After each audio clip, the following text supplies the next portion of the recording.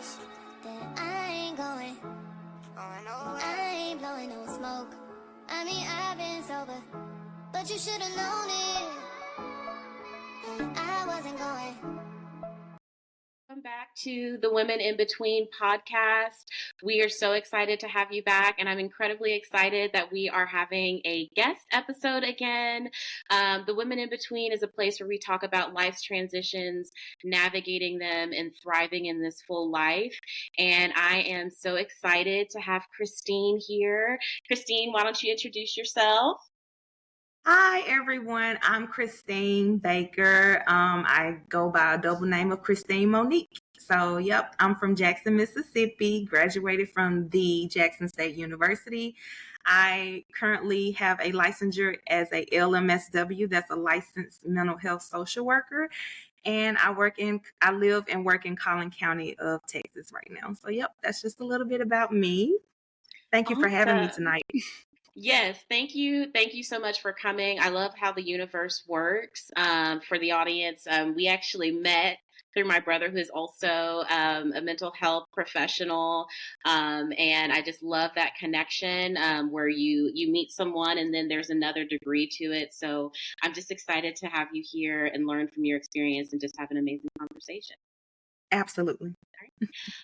So I know we're going to kick it off with the mental health space, right? That's where your profession is. I know we were talking about it a little bit earlier, but I am curious, I have some, friends, obviously, my brother is into mental health and everyone has their own reasons for why they get into it. And it is a challenging job. It's taxing emotionally and mentally, the schooling alone, right? And so I'm curious, what led to your decision of getting into the field and what has your journey looked like so far? Yeah, so definitely I could appreciate wanting to just help people. I've always been more of a servant. I've always had a servant's attitude. And even when I was younger, my pastor would prophesy that over me, the pastor that I was attending the church at in Mississippi. And my grandmother would tell me, you're a servant, like you're a servant all around. So I knew that it was definitely going to be something for me in the helping profession. I initially started out going to school for journalism. But then I quickly changed that to nursing. And then when I got to nursing school and got in phlebotomy classes and realized I had to dissect a frog, I was like, nope, can't do bodily fluids, can't do blood, urine, saliva, none of that. So I ended up just kind of thinking, I took an assessment and I actually saw what I would be really, really good at. And I found some skills from the assessment that I was like, okay, yeah, I agree. I definitely can do this. I definitely can do that. And it landed me with social work. So went full on speed. Getting my degree, my bachelor's in social work, and then got my master's in social work, all because I'm really a servant. So a lot of what I do is just seeing how I can serve my community. Right now, I do community mental health. I did community mental health back in Mississippi. So that's always been important to me, just kind of getting in where I can fit in. And that's really what social work is, or any of the public service fields. You're just getting in where you can fit in and you're trying to make your community better. You're trying to make people better. So how may I be of service to you? Yeah, no, that makes sense. And I love that. I kind of think the same way where like we were all born already with purpose. It's just about where we are planted and how we're utilizing that purpose. And if it's service, Absolutely. where can I be a servant?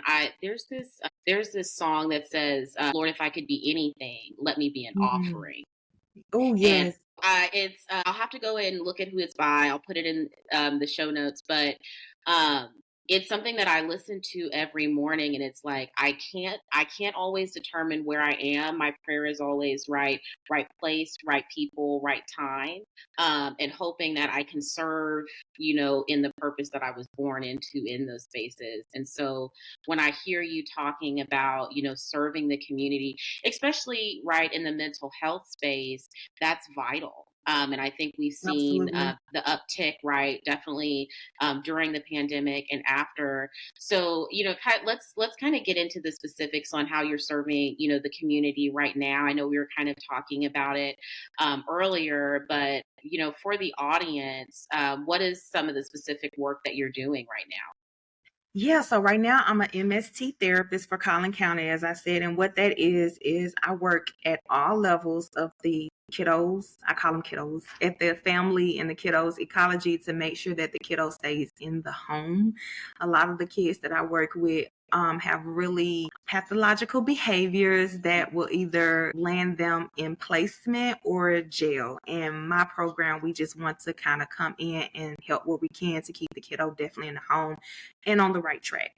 So that's what I do. That's what pays the bills. But on the side, what I'm doing is I actually have a empowerment group that I have had probably since 2007-ish. And it's Wow. called Descendants of Eve. And Descendants of Eve is just an empowerment group, a safe space for women on social media where women will come in and just share how they're feeling, sharing what's going on throughout the week, sharing struggles that they may have had or encountered, and where I'm out, what I'm able to come from the professional aspect, but also the spiritual aspect, and say, hey, this is what God is challenging us to do in this season. And that's how I kind of give back to the women who follow the group. Right now, the group has over 500 members. Wow. So yeah, and I just been, of course, thinking of new ways so I can take the group to a new level. So I may get on there one week and just put some topics out there. Last week we focused on the virtuous woman. And Okay. I got a bunch of feedback about that, and someone was like, "Yeah, let's stay here for a while." So definitely trying to get in and help women to become more than what we see on the surface level, right? Because social media will have us thinking that a woman or a lady is a woman that walks around with certain clothes that show everything and cursing and everything, but really what a lady should Mm, look like in this season. What does a lady look like to you? So all I know how to do is go back to the Bible and like talk about the virtuous woman and what she like, and how she dresses, how she speaks, how she's active in her community. So that's pretty much what my group is about. oh, I love that. And I need to join that group. I'm gonna look that up Yes, and you get a part definitely of should it. Yeah, because join. I love that encouragement piece. And you talked about like, you might post something on the virtuous woman and they say, let's stay here, right? You start to, and I'm sure being in the community, both professionally and then the work that you're doing outside of that, you start to maybe see themes or trends potentially like what people are wanting to discuss or maybe what people are struggling with in the mental health area. Can you talk a little bit about what you've seen there lately? So, a lot of struggles right now is surprisingly, a few of the women that follow the empowerment group that I have, they may reach out to me because they're struggling with finances, right? Or they're struggling with, relationships and things. But what I like to try to come from, Jaleesa, is just simply a place of not what you're going through, but how can I get you to glow through what you're going through? And what I mean by Yes. glow through it is we're going to go through things in life, like, you know, divorces, separations, financial issues, just different issues that we're going to go through. But it's not us going through them, it's how are we excelling through these things. Are we being grateful Hmm. in the season that we're in? Like, you'll never be in this season again if you pass this test. So don't you want to make this season memorable? As tough as it is, as rough as it is, don't you want to make this season memorable to where when you're at a certain age, you can say, yep, been there, done that, and I aced that test. Like, because Yeah. that's what life is. It's a test, right? Yep. So the community that I'm trying to build is to help other women realize it's not just you going through this. This sister over here has some of the similar issues that you have. So how can we all help each other get out of a season of complaining?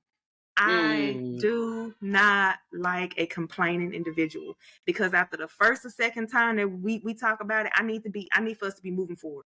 How can we yeah. move forward from this? So that's my mission. That's my goal. When I think about what I do at work, when I think about what I do on the home front, how can I help you move forward? Yeah. And I was thinking about that the other day because it's kind of one of those rough weeks and talking to a girlfriend and we were just more so coming to the conclusion it's not necessary. Sometimes you can put a lot of weight in what you're going through, right? The Absolutely. stage or the season. And I was like, I think the biggest piece of it is how are you handling it? That's where you Woo. can take the pride. Well, Yeah. like, okay, like a perfect example, like my week started off rough. Like I think everybody just decided to act up for some reason, and like Bless it your was heart. too much, and Yeah. in a reactionary environment, right? And I was fortunate enough to be put in a in a place where I could respond. I'm not a reactionary person typically. And, as I went through the week and I was kind of dealing with each scenario, and I came down to, it's like, I really like how I handled that. I didn't like the fact that I had to, but I love that I was able to. And Yes. I think, you talk about life being a test. I heard one woman that was saying, she's like, life doesn't get easier. You just get better at doing hard, That's true. you know? That's true. So, and I do agree with you, as women, it can kind of feel like you're in this isolated experience, right? Yes, And I think you can heal in community, right? We hurt in community and we heal in community. And so absolutely. I was curious, like, obviously as this started, you were really building a community, but were there moments where you were like, okay, I can see this really benefiting people? Like, these women are connecting, they're starting to not feel as alone, because I'd imagine that was part of the reason why you wanted to start that group as well. Absolutely. Wanted to start because at the time I went through a huge separation with my kid's father. I had 3 young babies, and I'm like feeling all the emotions of being single, right? I want to date, can't date because I got these babies. I've always been particular about who I had around my kids. And I went through this season where I was in school. I just felt the struggle. And I'm like, I can't be the only one feeling this. There has to be other women feeling this. Mm, And the way my brain is kind of programmed to think is, if I'm going through this, somebody else is going through this, let us work together to get over this. So yeah. as I look back on the years of the group, I do see at times where there were a bunch of women that flooded in and spoke and said things, but then I see it at some seasons where there are women that may not respond, and I have to kind of pull women out in that season to respond. But what I had, the feedback that I have gotten for some of the ladies is this group is definitely helpful because it helps me realize that, first of all, I'm not in this alone. Hmm. And it also, what I try to aim for is to give coping skills on how to glow through life. Like, Yeah. I just don't want to exist through my issues. I just don't want to exist through life struggles. I want to make sure that I have community. Some of the women up in the group, they know each other. Some of them don't know each other. So you're hearing from other individuals how they're glowing through their situation. And that's something that we can all pull from. That's what life really is. It's about, Oh, yeah. okay, well, she went through this right here. So, you know what? Maybe there's something that I can pull from her on how she advanced through that situation. A lot of times when I'm talking to single mothers, one of the common things that one of the heroes say is, I want to date.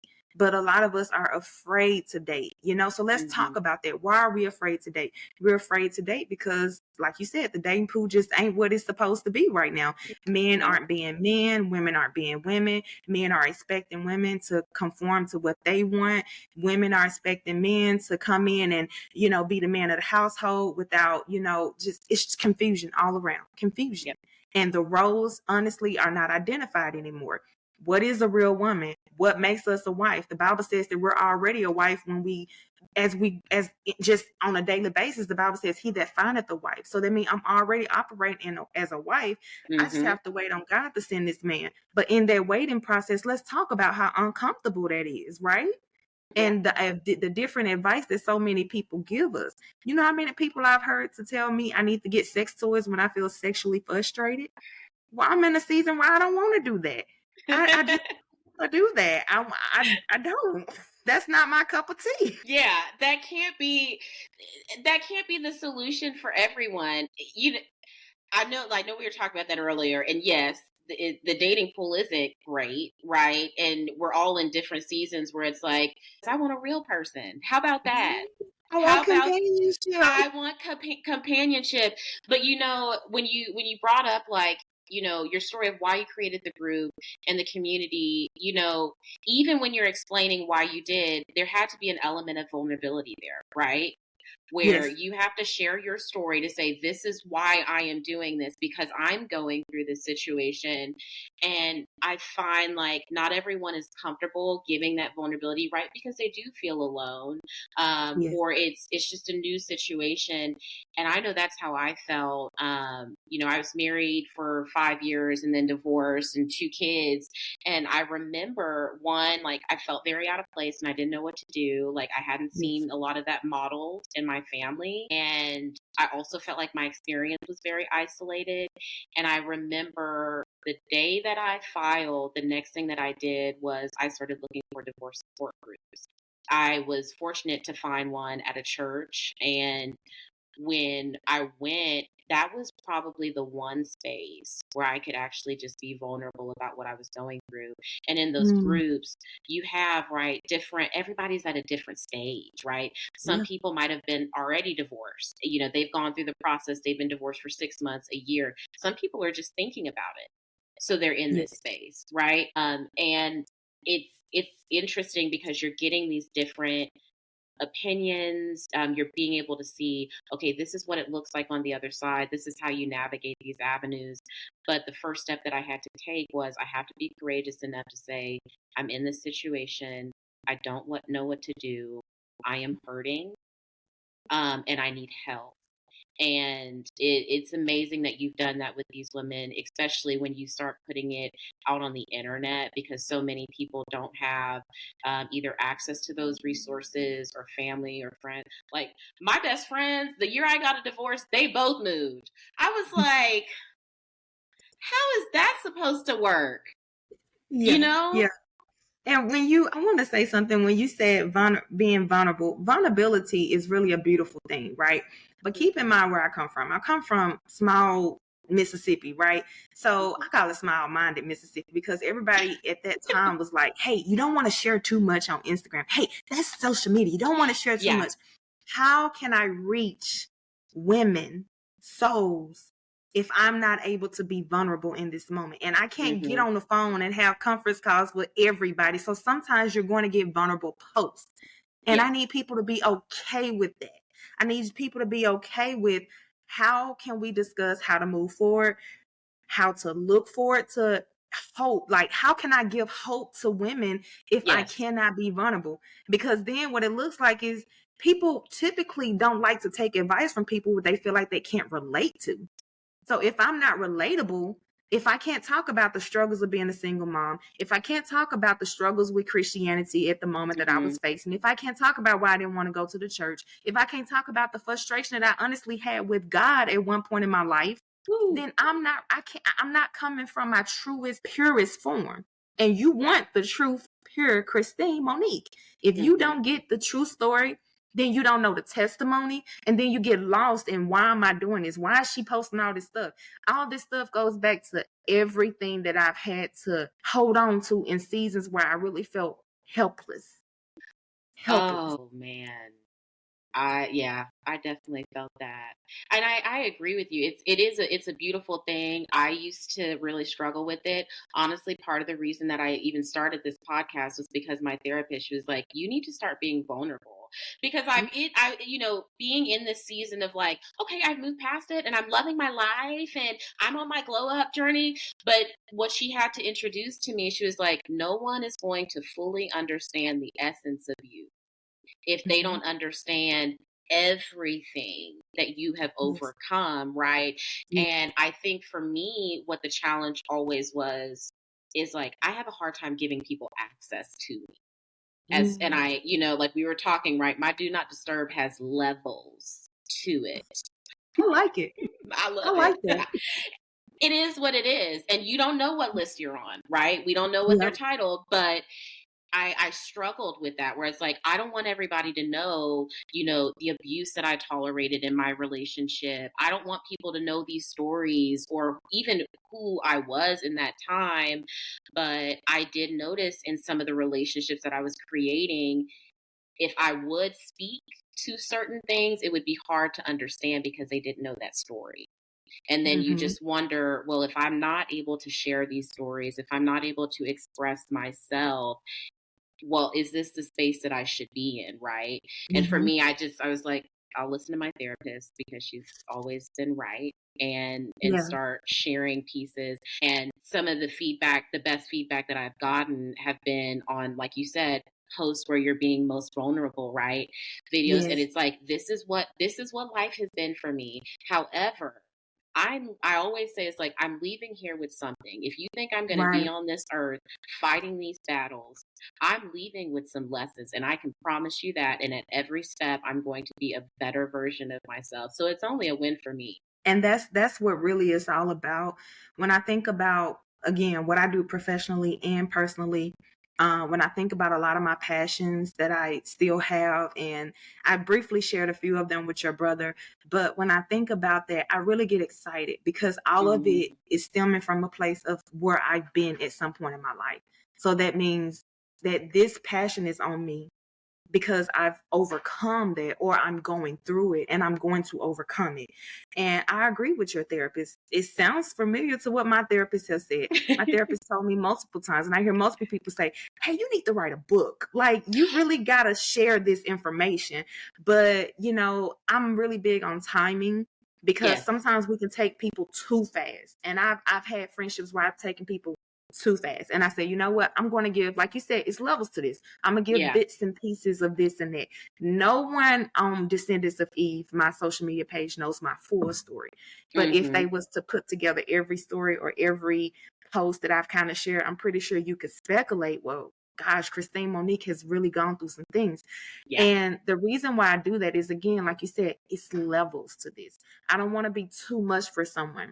But in time and with getting to know me and getting to know me through the group, then you'll see she's been cheated on. She's Mm, been in a domestic violence relationship.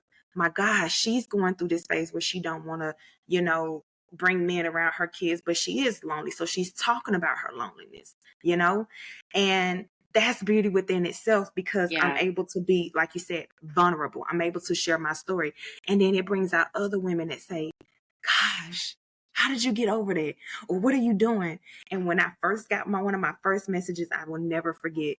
A lady reached out to me and she said, I read your testimony. You have a beautiful testimony. She said, I would never share mine like publicly, but I will give it to you and you can share it at your discretion. And this woman had been through countless amounts of abuse in her earlier relationship. She finally Mm, got blessed with her soulmate. And she basically wrote down and sent to me what she felt like worked best. People need to hear that. yes. Sierra can't be the only one that had a prayer. Everybody else has a prayer. Everybody else has a guide that they did. Like when people ask me, how did you make it as a single mom? I literally tell them, I honestly don't know. All I know is Yeah. I pray. I can only give you what worked for me. Yeah. Prayer and getting my butt up every day and just refusing to quit. That's what worked.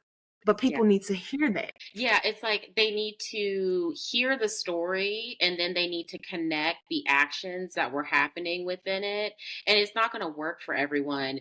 And, it was kind of similar for me. I remember I had posted like this weight loss journey. And for a lot of people, well, I'll backtrack. For a lot of people, most people don't know what happened in my relationship, the divorce, or anything. It's a very small amount of people that know those stories. And part of that relationship, there was a lot of verbal abuse around my weight that kind of put me in a bad spiral. And it took years. And I hate to say it, it took years to overcome. And I remember I had got this video, and I was like, I mean, I actually do see progress, and I had seen progress. And it wasn't even about the weight anymore. That was the craziest thing. And I remember drafting this video and I was like, well, I don't want to say this because then and I don't want to say this. And finally I was like, no, first of all, you spent 6 months in therapy alone talking about this. So we're actually gonna speak on it.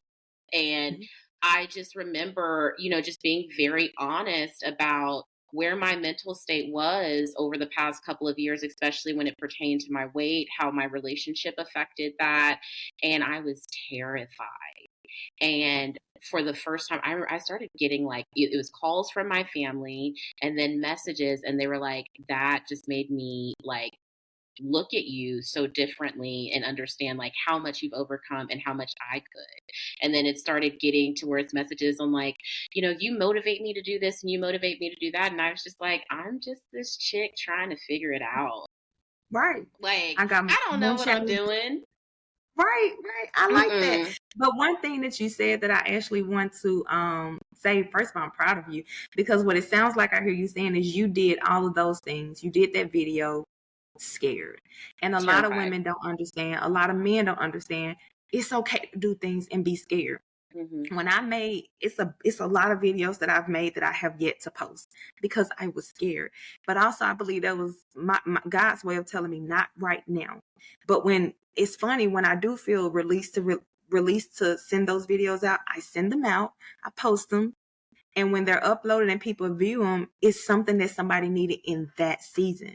Yeah. So whether I was scared or not, I did it scared.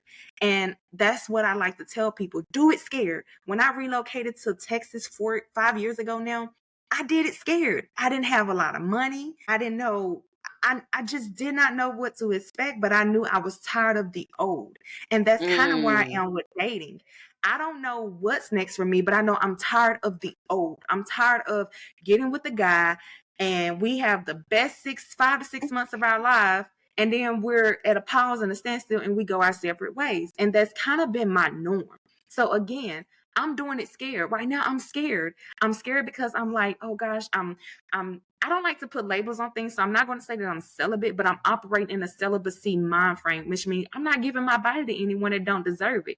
The only Yeah. difference is I just cannot make that commitment to God right now, because if I make a commitment, we all know Satan hears it, and then he brings Mr. Sexy coming down the street, and I'm like, he can get it all kind of ways. Well, then now See, I got to go back on my commitment that I've made. With that being said, I'm doing it scared. I'm scared right now. I'm scared to be the head of my household. I'm scared to not express myself, sexually like I would like to, and not get to know me. But I also know that what worked for me in the past just does not work for me anymore. So I'm yeah, doing it scared. you have to. And you hit it right where you're like, eventually you have to just get sick of it. You have to be Absolutely. sick of doing it that way, and then you figure out another way. And I think, the way I've thought about it is, right, we talked about being of service. And when I tell myself, like, Lord, I'm just trying to be an offering here, and Yes. coming from that mindset of like, I don't know, maybe this can help somebody if it just helps one, right? Because I know what that feels like. When I tell you the way that if I could go back in my Google history when I was fighting for my marriage, I was trying to find so many articles, videos that mirrored what I was going through because I wasn't ready to be vulnerable with anybody and share it. Right. I wasn't seeing a ton of it online. And it's like, I wonder how much time I could have saved. And there was actually one girl that I went to high school with, and she was actually on this podcast a few weeks ago, Tanasia, and she was very open. She was open about her divorce. She was open about co-parenting, blending families. And because of that, when I started to go through my divorce, she was the first person I reached out to and I asked for advice because I Wow. had seen her story. Yeah. That's powerful.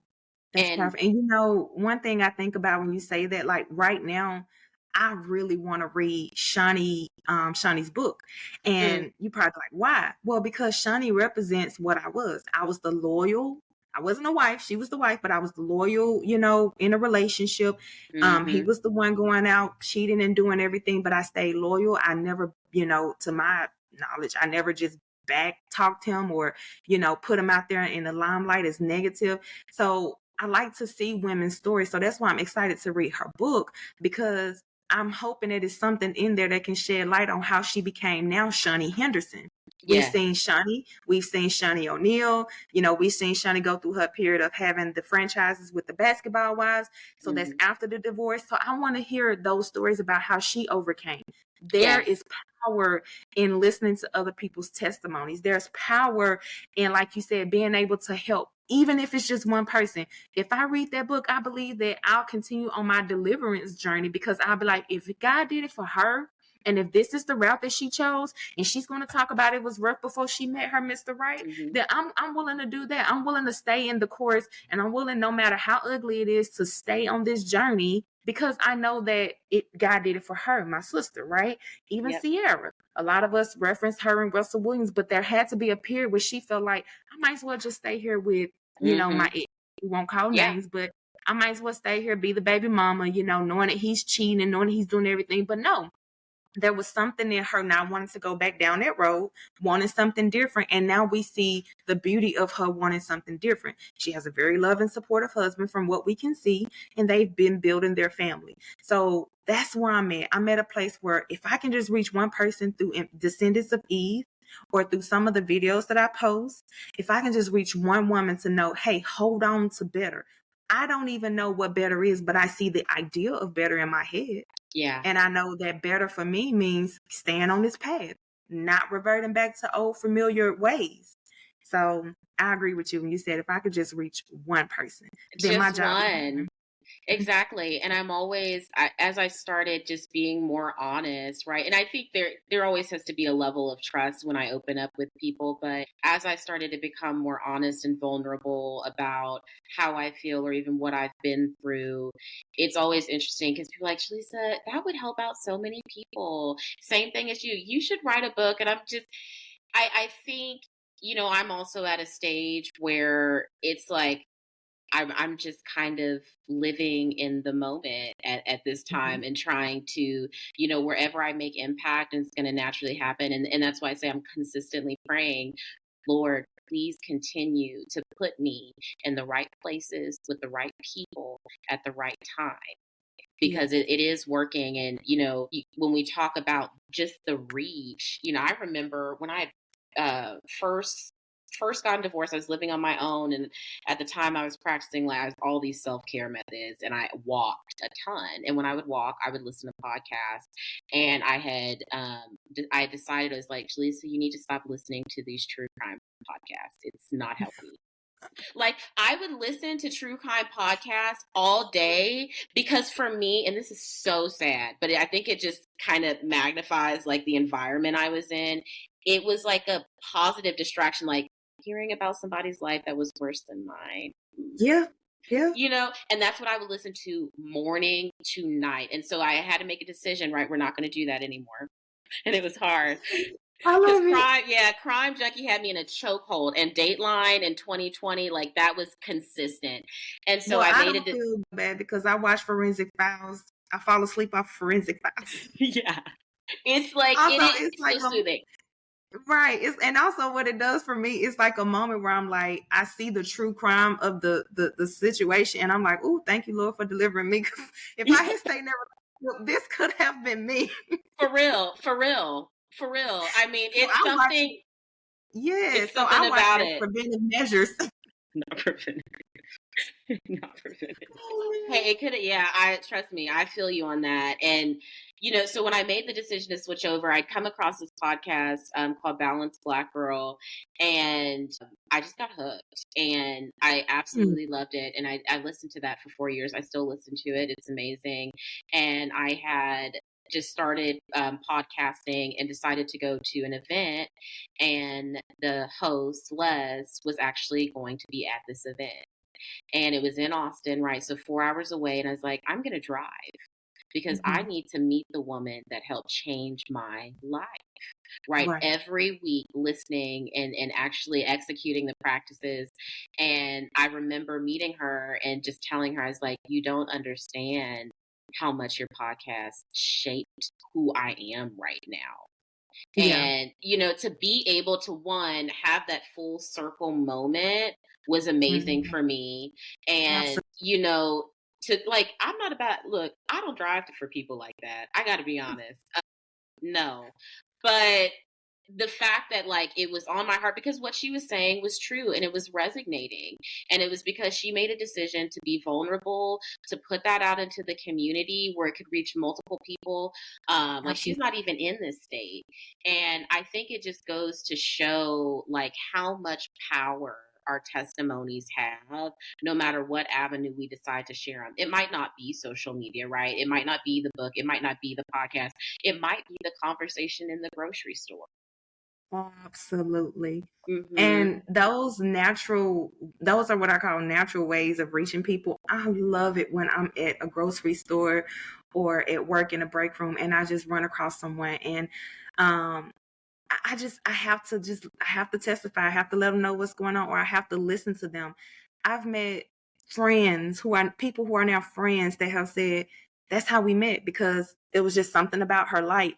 And that's what we're supposed to be, Jelisa. We're supposed to Yep. be the light for other people. Again, Hmm. some people out here, they don't know. They're just, like you said, living one day at a time, living in the moment. But when you find someone that you can resonate to their story, you can be like, I've been there. Like, I dealt with that insecurity. I did a video one time on how we should be looking at what we've gone through as and be grateful in the season that we're going through them, because you may never go through this again. I know some people are like, woo, I don't want to go through this again. But everything we go through helps us build character. So if Yes. I can identify with a woman that has character, like I say, for me in this season, it's Shawnee Henderson. And, for other seasons, there was Sarah Jakes Roberts for me. Yeah. And some other people, Renee Brownlee, she's one of the people that do like TED Talks or something like that. So each season, there definitely should be an individual or a person that you pull from. Like, I have a friend right now that God placed in my life here in Texas, and I pull her joy. I'm like, girl, when I first met you, you had such a joy. And I was going through a season where I lost mine because of life stressors, life struggles. So I pulled joy from her, and now I'm back joyful. So the next person might want to pull that from me. Hey, Christine Monique, how are you still joyful? Well, for one, I'm praying, like you said, consistently praying. Yeah. And also, we got to be careful what we're praying, what we're asking of the Father, right? The Bible says, bring your cares to me and cast them on me. When you cast them, that means you're throwing them, you're putting them at his feet. Don't pick them back up when you walk out of the church. It's a mind thing. You have to literally set your mind and say, I'm leaving this at the altar with God, and I'm walking away, and I'm free from all of that, free from everything that had me bound. So whether that be a gospel music, whether that be a scripture, whether that be a podcast, whether it be a plan on the Bible app, whatever it takes for you to get back to your norm or to get better than what your norm was, I encourage you to do that. And for so many women, Jelesa, your podcast is going to be their light. I appreciate that. I really do. And I think, like, I love what you said about, the impact that you can make with just one person and pulling, right, that joy from that friend. And I think we all have something to offer, right? And you might not be able to take the full package of someone, right? You might have to take the pieces that, are inspiring to you. And that has resonated with me definitely in this season. And I love how you, like, one, you said all of my favorite people, like Sarah Jake Roberts. I'm listening to her book right now. I think I might Love be in her. a season with her, like, the Yes. whole power moves. I'm just like so encouraged and just focused and tapped in right now. And so I like how you kind of align your seasons with that. I'm gonna Yes. start envisioning. I think it'll help out a lot. Have you heard her Girl Get Up series? Yes. When I tell you, I honestly believe that I was set free from a lot of unforgiveness, from a lot of bitterness, right? Mm-hmm. Because as a single mom, I'm just going to be honest with you. One of the things I get very upset about, and it turned into bitterness, was it seemed like dad a lot of time is living his best life. He's going on cruises. He's got a new boo. He's, got a new car, and it's like, I'm over here budgeting. I'm over here, making sure that I got food in the house for the kids, our kids. I Yep. haven't been on one vacation, and I'm the one that needs the vacation. And when I listened to that sermon that Sarah Jake Roberts spoke, and she said, girl, get up. Mentally, it made me say, girl, stop stressing and get up. You got bigger things going on. And in due time, your joy and your season will come to where you're able to have a babe, but your babe gonna be your husband, where you're able to go on vacations and where you're able to do this. So stop comparing yourself in this season and just continue to hold on to hope. Right now, the only hope I may have is to just put on my TV and listen to her, or listen to Shawnee's husband, who is Pastor Keon, and be like, you know what, Pastor Keon Henderson, he preaches a lot on letting go. Yes. Let it go. Let it go. No matter what season you in, we all got to find something or someone that we can identify with that brings us joy and hope. Yes. No, I do remember that series. I remember crying during it when she was just, girl, get up, because I was kind of in that bitter stage too. And like, it's like, this isn't fair. He gets the time to do this and that, and I'm ripping and running, and I'm extending olive branches. I Really? don't know if I've shared this with a ton of people, but like there was a very big chunk of time where I was not only mad and bitter at him, I was really mad at God. I had a Yes. problem. Like to the point, don't play a church song around me. I'm not walking. I was Yes. angry. I Yes. was very angry. And the only reason that I even found that video is I was living with my parents and my mom, she was like, well, we're gonna put a church online at least, Jelesa, and that's what came up, and I just remember sitting there and I was like, Yep. okay, so are we going to continue to sit in this space? And Right. I ended up following her from then. Like, I'll be honest, I hadn't heard as many of her messages before then, and it just radically changed my life. Even like when it got to like, obviously people move on and they start dating, and you're just sitting there and it's like, why does he deserve that? Right. And yeah, Right. and then I had a friend tell me, she's like, you're the only person in this race. It's just you. Right. It's Right. just you. And it took me probably like 6 months to really start to process through that and realize actually I am. So sis, pop off. And that's what I Right. did. Love it. I love it. I love it. And what I also, it seems like what I hear you saying is something that I struggle with as well is when to share, right? Because in Mhm. that season, I was, like I said, I was bitter, I was angry, and I didn't want to make posts about that. I didn't want to reflect what he was doing because, for one, that's giving all the credit to him, and he never deserves the credit, God does. Yeah. And for two, it can be misunderstood by the recipients who listen to me Yes. or who watch my videos. They can be like, Christine Monique is really not healed. She's talking about how he just Mhm. went on the cruise. And that's not what I wanted it to be about. What I wanted it to be about is the struggle of a single mom who Yeah. has to sacrifice constantly. And when she looks to her left, she doesn't see that her ex-spouse or her ex-husband is doing the same sacrifices. Like, I just need for the workload to be balanced, right? Reality is never balanced, and it's Never. never going to be balanced. There's actually an old saying that says, mama's babies, daddy's maybes. Daddy can pick and choose what he want to do. He can maybe do, but mama always has to do, always has to come through, and always has to have a plan. It's just the reality of the situation. So again, how do we help you glow through this? We help you talk Exactly. about it. Where are you mentally right now? Mentally, I'm upset. I'm upset because I feel like I deserve a vacation.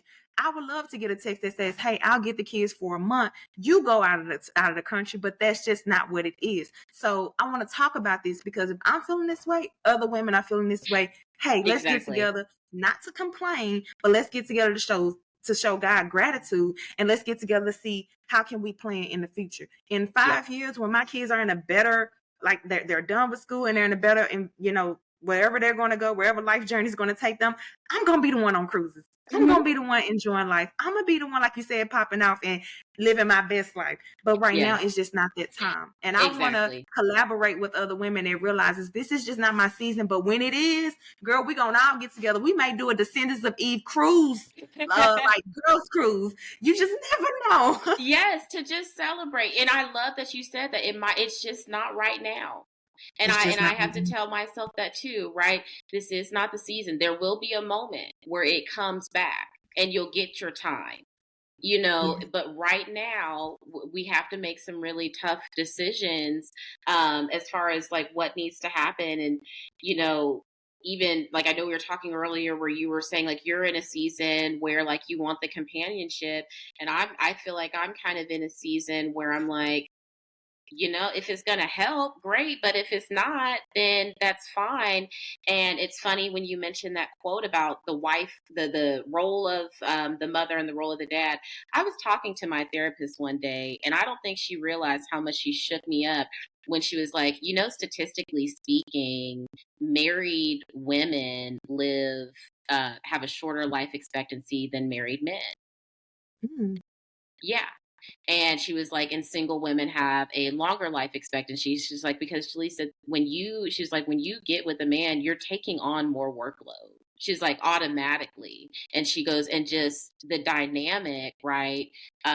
You're when we think about what a woman is, right? You're the one organizing and planning and taking care. And she's like, and that's why men have a higher life expectancy. And I don't know if she realized when she said that, I was like, well, it looks What? like we're not doing it then. So I definitely understand. And I think, with having the community and having that support and being able to speak to it, and it pours into you as well, it's incredibly important. We were talking even about the dating thing, and like when I see posts or conversations about that, especially within the context of like single parenting, now when I look at it, I'm just like, I don't even want to do this anymore. I digress. It's trash. And I do have girlfriends that will, they'll call me and they're asking for dating advice, and like I think like you said, there's nothing really good out there, and I think also I've been told my standards are too high. I personally don't. If you saw who I was with before, you would know they weren't. So I'm sorry. But so I think for me, it seems like it's just a really complicated space, even in the Yeah. past 2 years. Yeah. And not even complicated, just misunderstood. I felt so misunderstood when I was trying to date, because it was like, what are you looking for? You looking for someone to be your kid's father. My kids have a father. He may not be on the level that I feel like he should be, but they have a father, they have a provider. So at the end of the day, I'm not looking for that. You would solely be for me. I need companionship. I want to grow old with someone, and I do want someone to come in and assist me and his father with continuing to raise our children, because that's what the family unit would be, right? But I say misunderstood because so many men have that notion in their mind. I actually had a guy tell me, I would love to date you. I think you're attractive. I think you're this, all these things. And I was waiting for the but I'm financially, I'm not prepared to carry on, you and your kids. And I was like, you wouldn't have to carry on me and my kids. And he educated me. He's like, well, yeah, technically I would, because, and I was like, dude, you're thinking too much into this, but way hey, too much. Right. But that was his reason. That was his truth. And I had to respect his truth. So going forward, I know to put that out there. Like, first of all, I'm very independent, and they do have a father. So, yeah, I don't need a man to come into my life and feel like he has to fill a void. I'm not going to say dated, but I was trying to get to know a guy, and he made it past the dating app stages, and he made it past we was on FaceTime level. So I was FaceTiming him, and he saw my son walk by me, and my children, when they're at home, this is our safe space. So my sons may not always have a shirt on. That's okay. This is their home. And he was like, why your son don't have a shirt on? And I was like, huh? Is it home? He was like, no, when I become the man of that household, he's going to have to put on a shirt because that's disrespectful. See, I don't need that type of energy. I don't need you coming in trying to change things. So that's why I say right now, it's just not the time for me to date, because for one, my kids and I are very comfortable the way our family runs. I don't want somebody coming in trying to change out it. Like, my kids and I, we have a sense of humor. If you can't laugh, you ain't going to make it over here.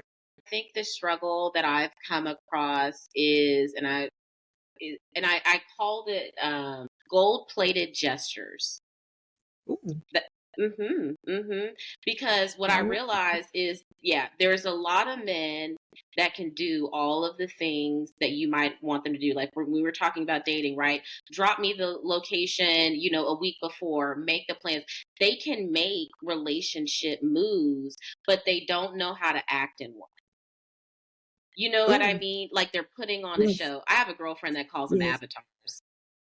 Or what I call it is the honeymoon phase. Yeah. The honeymoon phase. But and that's why I make my prayers more intentional. I actually prayed for God to give me discernment. And now I'm able to pick up stuff so fast. There was this dude in Walmart. He wanted to talk to me, and I saw him a few times when I walked in Walmart, but this last time he actually approached me, and it went from kind of like small talk to, hey, can I get your number? Jelesa, this is going to be funny, but it's just how I learned to be now. I said, let me ask you a question. Why are you attracted to me? He was like, well, I've seen you a couple of times, I think you're cute, I said, okay, but outside of that, why? Why are you wanting to get to know me? Years ago, Jelesa, I would have never had that conversation, but I was doing what I'm doing is I'm protecting myself in this season. Why do you want to get to know me? Because if your answer isn't really good, or really interesting, I'm not going to give you my number just because I'm cute. That's not a reason I want to get That's to know not me. enough. Right, that's not enough. So when I started digging deeper, I said, okay, so how long have you been working for Walmart? I said, because I have only seen you these last 2 or 3 months. He's like, well, yeah, you're right. I'm from Dallas. I said, okay, so you recently relocated. He's like, yeah. I was like, where were you working when you was in Dallas? He was like, oh, I was, working at this plant or whatnot. And I'm like, okay, how long were you there? And this is the initial conversation before I gave him my number. So he could have had the opportunity to be like, you know what, you want too much, baby, I'm good. But he stayed the course. And what I found out, I said, well, okay, I said, it seems like you don't have a good track record of being stable. I said, you moved here, you was in Dallas, you stayed with your mom, you did not have your own place. I said, and for those reasons, you won't provide, I don't feel like you'll provide stability. And where I'm at in my life, I need stability. I said, so I'm not going to give you my number because of that. I said, but I enjoy when I come in, how friendly you are in the small talk. And he's still that way. He was like, you know what? I can respect that. But God gave me that. Like in the beginning, I need to get all the information that I can. I used to date guys and wish on a prayer that they were what I needed them to be. But what God wants us to be as single women, he wants us to be more careful with who we invite into our season, right? And also be careful, and we need to have that discernment on early. If I see already that you're not good with your finances, and I can see that by how many jobs you keep or how you bounce around, or if you move with your mama, if you live by yourself, in that initial conversation, I'm gonna know all I need to know that you're not gonna be, our spirits aren't gonna be aligned. And that way I can go ahead and just exit stage left and say, you know what, thank you though. And when I see him, I still speak. And he'll say little stuff like, I'm gonna get you one day. Yeah, but it'll be years after you have stability. I love that. But I do the same thing with the questions because now I'll be candid about it. I was just sick of it. Like, it's like, I'm tired of these surface level conversations, only find out 6 months later, you're really not talking about anything or you've been lying. So now let's start getting to the meat of it. And I had an incident. I met this guy at a bar, just completely random. And we struck up a conversation, and that's when he's asking, okay, are you single? And I was like, yeah, but what is this conversation? He's like, oh, well, I'm single and I'm interested. And I was like, okay. And that's in my mind where I'm like, now let's start running through these questions. I was like, do you have kids? Right. How many kids do you have? Were you married when you had those kids, or were you separated when you had those kids? Okay, now we're about to branch off. If you were separated and you had these kids, do you have a child agreement in place? Come on. Yes. Now, and he was answering them back to back. How do you and your ex communicate? You have a set schedule, and that's just surface level. We haven't even got into what your job is, because once we get there, it's, well, do you like your job? Okay, if you don't like your job, why are you choosing not to leave it? Because now you're telling me that you struggle making decisions, and the whole if you don't have a parenting plan, then now you're telling me that you are not being proactive in making sure that you have access to your kids and you're maintaining a relationship with the baby's mother. Does she run you? Oh, now that is a good one. That is a good one. And I agree with all those questions, but also keeping this in mind too. If he's not open to answering your questions, it's also a red flag. And that's when discernment kicks in. If you get frustrated in the beginning with all these questions, you're gonna get frustrated later on. This is not a good match. We're not gonna work. Right, we're not going to work. And a lot of men, like I say, when I did that with this gentleman at Walmart, he answered every question I had. He did not get frustrated. But then fast forward to a dude that I met, at another store, and he approached me and he was like, hey, give me your number. I said, are you going to ask for my number? And he was like, my bad. Can I have your number? And I said, yeah. He finally called me after 2 days. And when he did call me, that was one of the questions. I was like, okay, so where do you work? And he was like, for a company. I said, okay, what company? And he was like, I'm not here to talk about that. I want to talk about you. That's no. And I let him go. And what it looks like to some men is, dang, she's harsh, but no, what it should look like is she know her worth, and she ain't got time to mess with anybody. When you spend years with a dude that's not aligned with you, y'all didn't work out, you ain't got time to be wasting for nobody else. And then also, because I have kids that are looking after me, I've been a model of a healthy relationship. I can't afford to get another soul tie with a man that's not aligned with me and my kids' purpose. Now that I 100% agree with. I think that all the time. Exactly. And like when you think about the experience that you've had, it's like you don't have time. And Mhm. I think that's how you weed people out. I had to start doing that because I was like, I'm tired of being the sacrifice in the situation. This is not fun. And I started to No. recognize, like, if you continue on this path, Jaleesa, when you do meet the right person for you, you are going to be so jaded and scorned that you're not going to recognize it. So that's when I was like, you know what? We're going to keep at this path. And it's eliminated a lot of people. And, for me, a lot of what I look for is really in like character traits. Like you're not going to Yes, be able to fake that with me. You can fake the money. absolutely You can not. fake it, right? Because I can't see the Mhm. financial reports. You can fake the job, all this stuff, but you're not going to be able to move past me with your characteristics. Like, are you consistent? Do you provide Ooh, clarity? My God is not a God of confusion. So if I'm come on around now. you confused, then I don't know if I need to be around you. And Right. I had talked to a guy that eventually just more so ended up being a friend because I realized I was Mhm. like, hey, if I'm fooling with you, you're going to have me stressed out, just Yeah. stressed, just stressed. Yeah. But I remember when you talk about discernment, right? I prayed for that and I noticed God starting to put me in a lot of situations where I knew everything that was happening around me and no Mhm. one else did, and I was able to see it clearly. So with this person, like there would be multiple incidents where we would be in group settings and things would reveal themselves, Mhm. right? Certain whether it was the way he handled them with other Right. people, right? Where I started saying, okay, I don't know if you have boundaries. That's a concern because if you don't Mm. have boundaries, I don't know if you can't protect yourself, and you're definitely not going to be able to protect me psychologically. You're going to have me in rooms I don't belong in. You're going to have me Right. around people I don't belong in. That's concerning. Mm. And right, I have kids, Right. and seeing that, and then I remember there was one night where somebody actually approached me, and they essentially validated every single concern that I had. And I was able Yes. to go back and be like, okay, Lord, that's what that was. And that's what that was. And it was like, thank goodness I didn't get lost in the sauce. Because look, if Mhm. you're over 6'1", bald with tattoos and a beard, that's the problem. That is the problem. That's your problem. Mine is definitely the beard. Yep. And I don't really have a preference on the hairstyle. I just want a well-groomed gentleman. I want a guy that when I step out, if we step out to go to a family picnic, he dresses accordingly. But if we step out to go to a corporate meeting, because I have entrepreneurship written all over me, I Hmm. need for him to be able to well adjust. Yep. And I can't have the slang talking gold teeth type of brother unless he knows how to turn it off and turn it on. And to me, that's been a huge problem because a lot of men are comfortable with where they are and they don't want to elevate. I'm Yeah. elevating every day. I see myself definitely not working at 8 to 5 for long or this 24-hour job that I'm doing.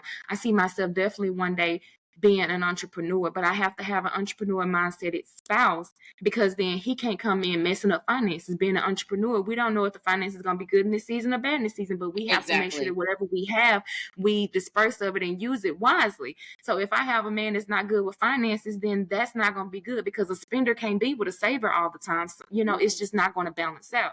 So I agree. And again, that goes back to that discernment and those questions. I'm asking questions this time around. I Yes. used to hop into relationships and, like I said, wish on a prayer, like, oh, well, he's going to be this. No, I don't have, I'm not putting in that type of energy anymore. Do you or do you not have it right now? Because I'm not, no, it's what you got now. It Like, are is. you this way now? And then also spending time with that person, making sure that when you, as a single parent, as a single mother, making sure that when you do date, knowing that my time is precious. If I'm Hmm. allowing myself to make time for you, respect that. Don't abuse that. And also know when to match, what I'm putting out. If I'm saying, okay, well, I can free up some space on the weekends, then make it a weekend that's fun and fulfilled, even if it's 2 hours. And that's the problem. A lot of men that I was trying to get to know, it was like, well, dang, you ain't got, more time. You want to take what I got or you want to leave it alone? Because that's what I got. Got two Time hours is left. money. Right. Let's make it memorable. Let's do what we got to do. Be respectful. But then again, it's a lot of entitled men that don't feel the need to work for a woman. Because as women, we're just freely giving ourselves out there. Mhm. And especially as mothers, a lot of times we have this attitude that feels like, well, I ain't going to get nobody. I don't know if somebody told you that, but you are worthy of everything that a woman who doesn't have kids is worthy of. You Yep. don't have to put yourself in a box and settle because you have kids. And that's the biggest misconception. You can still have goals, you can still have expectations, and you can still have a list. I have a whole list of deal breakers, and I plan to stick to that. I completely agree. And it's crazy when you say like that stereotype of I'm a single mom, so I'm not going to be able to find anybody. I thought that. I'm sitting up here just boo-hooing, thinking like, Jelesa, you have these 2 kids. Who's going to want you? I was. I had no issues. What I realized, a lot of these men don't care. Nope. They Nope. don't care. Out of my dating experience, and I told you I went through that period where I was like, I'm just gonna taste the rainbow. I'm gonna date whatever praise, and I'm just gonna get out there. Out of that experience, I think I only had one person have an issue with me having kids. And in the reality, like he wasn't mature enough to handle that situation anyway, so that worked Yeah. out. Um, Yes. but it's not, I have found a lot of men do not put as much weight. You just have to make sure that they're ready for the position. They don't know. They don't know. You Absolutely. have to be able to determine it. And I love what you said about that, where it's like you can still have all of these beautiful things. Mm-hmm. You don't have to compromise. But yeah, there is a layer of it where you're having to consider your kids, like we were talking about, right? My kids are at impressionable ages right now, and I am Yes. incredibly protective of who has access. I'm protective of who has access to me. So That's my right. kids, you're not going to be around them, especially if I can tell that you're not a person of good character. Right. My kids will call that out. My daughter, she's pretty sharp as a tack. I remember I was dating this one guy and we were making cookies. And I was sometimes you date at the level that you're hurt. You know what I Yes. mean? So That's you true. settle a little bit. And that's the Yeah. phase that I was in, unfortunately. And unfortunately, my daughter had a front row seat at that, and that will never happen again.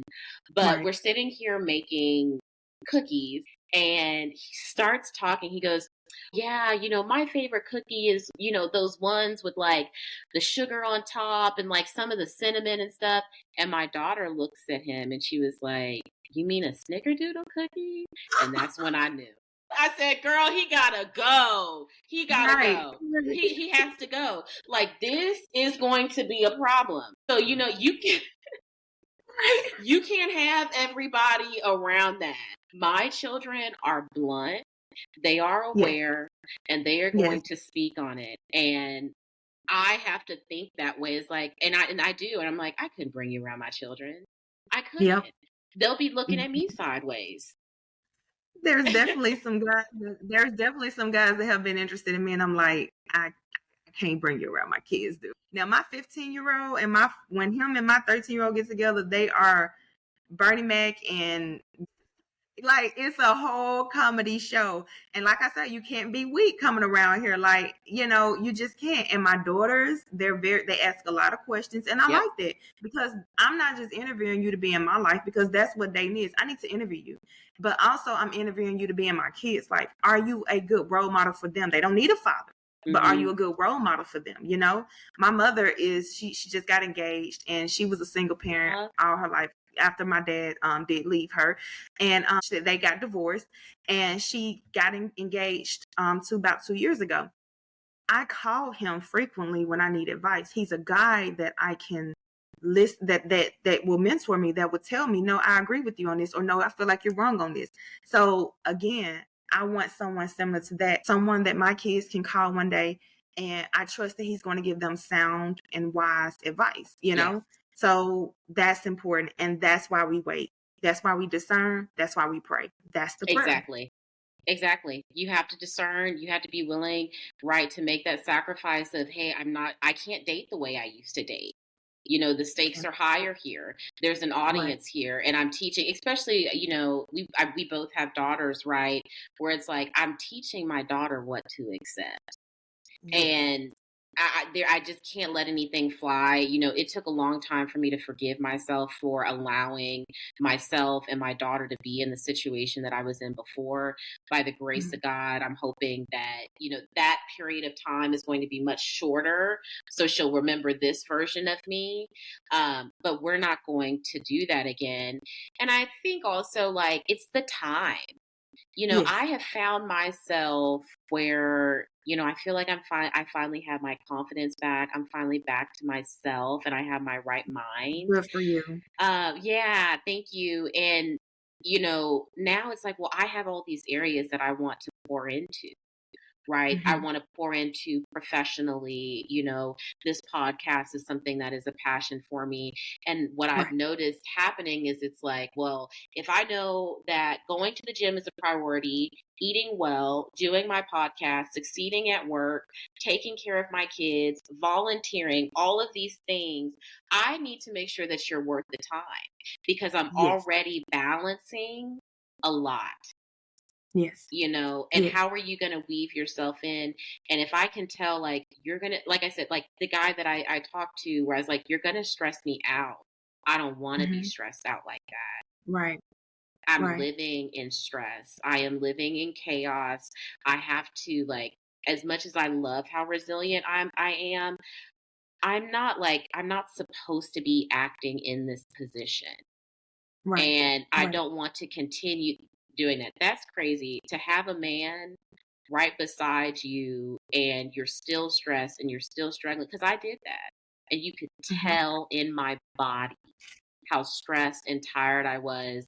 And, you have a lot that you're working on too with your kids and your work and, descendants of Eve. So it's like you have to be able to juggle it. And everybody that's in there, they need to serve a purpose. Yes. I agree with you. One of the things that I did do though, I asked my kids because, like I said, we have huddles now. But I asked them, I was like, would y'all want me to get back with your father just to kind of get their viewpoint on it? Not Hmm. saying that was going to totally make my mind up, but just to see how they felt about it. And one thing that shocked me is they told me they was like, actually, Mom, we didn't even like you when you was with our dad. They told me I was mean. They told me I wasn't as fun, Hmm. and that opened up a whole new deal for me. I'm like, wow, like I didn't know that that was their perception of me, but I was, like you said, I was stressed. He stressed me out because he was cheating. I was very insecure. I was more so trying to find out, like, trying to make him happy versus being a happy mother, a happy, Yes. nurturer. And I lost myself during that time with him. I was at my most unhealthiest. I had diabetes, type 2 diabetes. My A1C was very high. I was on a lot of medications. Like I was just not living my best life. I was totally overweight. I was almost 280 something pounds. So I get why they say that. So that helped me to make my decision and not go backwards because I'm like, I didn't like how it was. I can't afford Yeah. to give another 16 years of me being stressed out and unhealthy.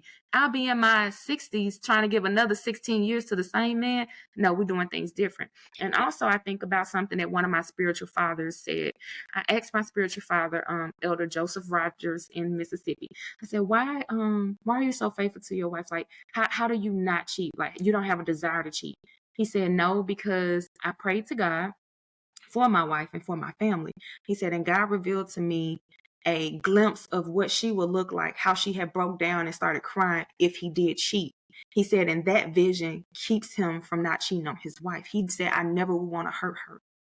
And I said, that's the type of man I want God to bless me with. A man that first of all goes to God about me.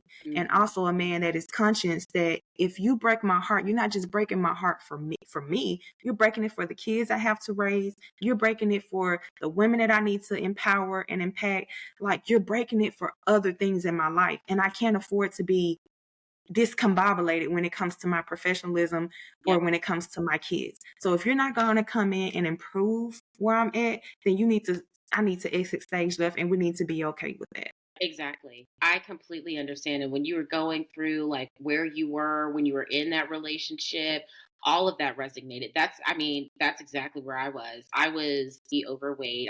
I was drinking a lot. Like, Oh, yes. ooh, As a way to cope, right? oh Yeah. my gosh.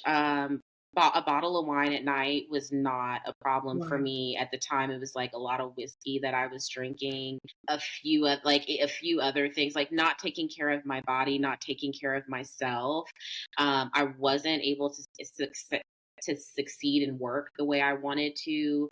A Mhm. lot of my friendships were struggling and like hanging on by the thread because you're pouring everything you have into this person. You know, Right. whenever I would have people ask, like, well, maybe you guys will get back together. And all I could think is like, I would have to take, and this is not even any offense to him, but I would have to take significant steps backwards and it would not be to Mm. my benefit. And I agree with you. Mm. I think I'm a better mother now. I think I'm a Yes. better friend, a better daughter, a better employee. I love Yes. myself now. And so you're right. When you start to see, you know, these red flags of like, I don't know, like, are you going to help me? Or are you going to hurt me? And I Ooh, think that yes. can go for, you know, romantic relationships, friendships. And that's where I really had to start begging for that discernment because like I don't have time to waste. There's great work to be done. I'm looking for a purpose partner. Right. And I remember hearing, maybe it was the minister at Social Dallas. He said, and he was talking about being comfortable in your season of singleness and the beauty of singleness, and what you Yeah. can accomplish with the Lord in your singleness. And he goes, you know, you should be walking so clearly in your purpose. And then the person for you, they're going to start walking beside you. And hey, you can be in conversation, you can connect here and there, but just keep walking in your purpose. And if you notice that after a while and you turn around and you say, you're still here, that's Yeah. when you introduce yourself. Yes. And it's really difficult to find because for me, it's like you have to understand where I come from, right? So there's that element of vulnerability. And you also have to seek me. I believe I'm a person Yes. that should be sought after, right? I don't want to have to Yes. chase anybody down. And I'm definitely not chasing everybody's man down. That's crazy. That's true. Um, That's true. so I, you know, I definitely, it resonates with me, especially, you know, when you have the kids involved. So you're trying to balance a dynamic of what you're trying to introduce. So I definitely Yeah. understand that. Well, I have genuinely enjoyed our conversation so Mm. much. Your journey resonates with me, your passion and your heart resonates with me, and I see it so clearly. And you have such a beautiful spirit and soul. Your children are so lucky. I'm Thank sorry, you. my dad says you got to give people flowers when they can smell them. So And you know what? I'm smelling them all. Thank you so much. yeah. So I'm going to close us out, but I want to make sure that everyone knows, you know, you talked about Descendants of Eve. Let us know how we can join, participate in the community, how we can follow you. So yeah. Okay, yeah. So it is Descendants of Eve. And that's again women's empowerment. So that's on Facebook. It's a closed Okay. group, so you will have to ask to join, and then I'll approve that. So on Facebook we have Descendants of Eve, and on Instagram I just have my regular page, which is Christine Monique. But I share a lot about engagements that I have done, and just different things, recipes, other things, and then a lot of it is just me mothering. You see me in my element as a mother. Yeah, that's how I can be reached out to. But I enjoyed being on this podcast with you. I really love what you're doing, because again, if you could just help one person by them listening to you and hearing your testimony, then I already think that you're fulfilling God's purpose for your life. Thank you so much. I really appreciate it. Well, thank you guys so much for joining. This has been another amazing episode, and we'll see you on the next Tuesday. Cause I don't want